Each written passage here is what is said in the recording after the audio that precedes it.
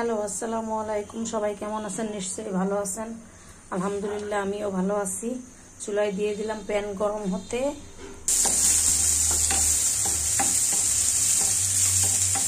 জালি কুমড়া ভাজি করবো। তেলটা গরম হয়ে গেছে, পেঁয়াজটা সেদ্ধ হয়ে আসছে। এই জালি কুমড়া কুচাই নিয়েছি, এই জালি কুমড়া দিয়ে দিব। পেঁয়াজ ভাজা হয়ে গেছে, জালি কুমড়াটা দিয়ে দিব।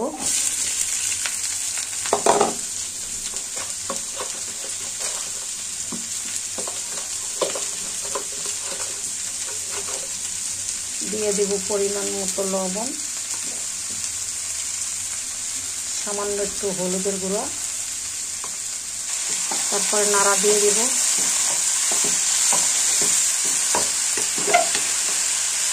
জালি কুমড়া সামান্য হলুদ দিলেই অনেক কালার হয়ে যায়। লাউ জালি কুমড়া এটাতে বেশি হলুদ লাগে না, সামান্য একটু হলুদ দিলেই কালার হয়ে যায়। আর কাঁচামরিচ দিয়ে দিলাম।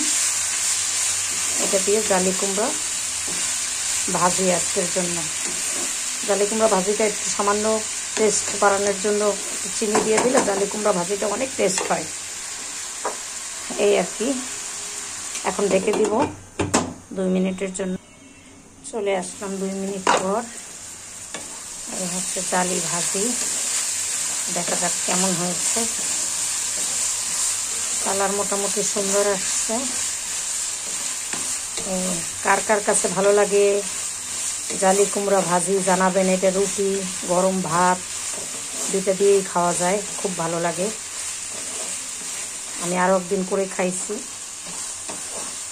আরও একদিন করছিলাম, খেয়ে দেখলাম ভালোই লাগছে, সেজন্য আজকে আবার করলাম। এই হলো জালি।